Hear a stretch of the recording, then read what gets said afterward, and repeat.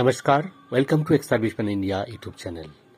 Disability pension, service pension, इस बारे में बहुत सारे वीडियोस हमारे चैनल में हैं और साथ ही साथ इनकम टैक्स एग्जामिशन का भी बहुत सारे वीडियोस हैं। पर ये सारे वीडियोस को आप जब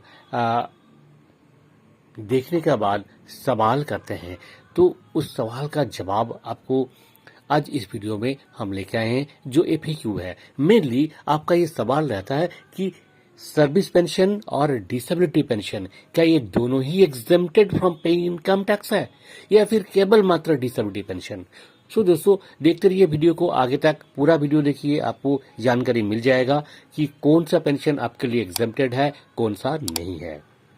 दोस्तों, आप जानते हैं कि एक बार मिनिस्ट्री ऑफ डिफेंस ने एक ऑर्डर निकाला था कि आपका जो डिसेबिलिटी पेंशन है वो एग्जेम्प्टेड फ्रॉम इनकम टैक्स नहीं होंगे। उस पर फिर सुप्रीम कोर्ट तक पहुंचा मामला और सुप्रीम कोर्ट ने स्टे ऑर्डर दे दिया, यानी कि ये जो कैंसिलेशन था, पहले का जो प्रोविजन था कि डिसेबिलिटी पेंशन जिनको मिल रहा है उनका कंप्लीट पेंशन इनकम, चाहे वो किसी तरह का पेंशन हो, वार इंजरी पेंशन हो, डिसेबिलिटी पेंशन हो, सर्विस पेंशन हो, जो भी पेंशन डिफेंस की तरफ से मिल रहा है, यानी कि आपका पीसीडीएफ पेंशन, जो भी अमाउंट आपका खाते में क्रेडिट कर रहे हैं वो सारे पेंशन अमाउंट आपका एग्जेम्प्टेड होगा।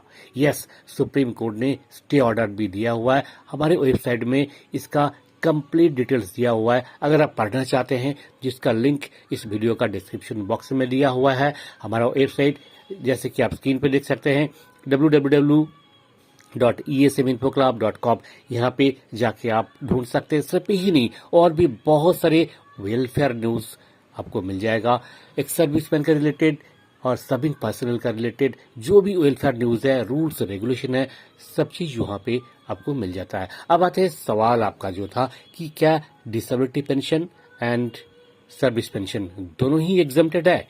एक वर्ड में अगर इसका जवाब चाहिए तो अब मैं कहूंगा yes, both of your pension is exempted from income tax if you are getting both the pension. Yes, अगर आपको डिसेबिलिटी पेंशन और सर्विस पेंशन या फिर सर्विस एलिमेंट जो भी मिल रहा है, if you are getting disability element at least, तो आपका जितना भी पेंशन है वो सारे pension exempted from paying income tax. अब सवाल ये रहता है कि ये एग्जामिशन आप कैसे ई फाइलिंग करेंगे, कैसे आप बताएंगे।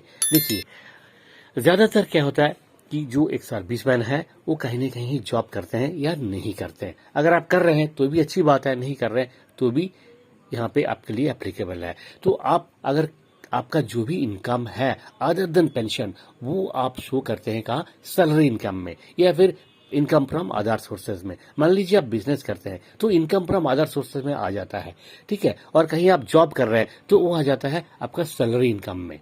ये दोनों कॉलम छोड़ के और कहीं जगह नहीं है कि आपका पेंशन कहाँ पे लिखना है। नॉर्मली जो पेंशनर होते हैं अदर देन डिसेबिलिटी पेंशन, वो सैलरी में काउंट होता है, पर अब आपके लिए ये नहीं है, क्योंकि आपको डिसेबिलिटी पेंशन मिल रहा है, इसलिए सैलरी वाला कॉलम में आपका कोई भी पेंशन अमाउंट नहीं जुड़ेगा। आपका जो पेंशन अमाउंट वो जुड़ेगा एग्जेम्प्टेड इनकम, यानी कि कॉलम 1 ABCD कहीं भी नहीं होगा। कॉलम 4 में जो जाके वहां पे आप देखेंगे, जब आप ई फाइलिंग करेंगे, आपका पैरा 4 में एक कॉलम है जहां पे एग्जेम्प्टेड इनकम लिखा होगा, और एग्जेम्प्टेड इनकम का उसमें जब आप ड्रॉप डाउन बॉक्स क्लिक करेंगे तो वहां पे क्लियरली आपको लिखा हुआ मिलेगा डिफेंस मेडिकल पेंशन।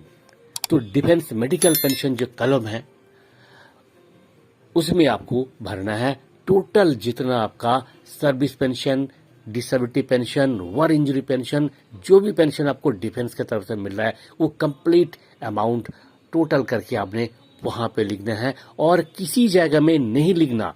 क्योंकि सब लोग गलती करते हैं कि ये इनकम एक बार सैलरी में दिखा देते हैं, कई लोग अदर सोर्सेज में दिखा देते हैं।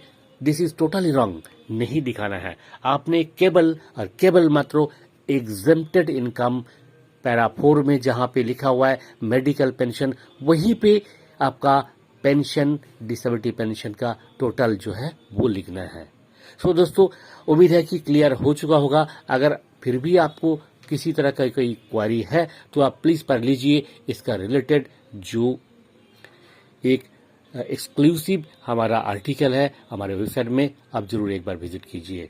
इसी उम्मीद के साथ फिर मिलेंगे अगले वीडियो में। नमस्कार, जय हिंद, जय भारत।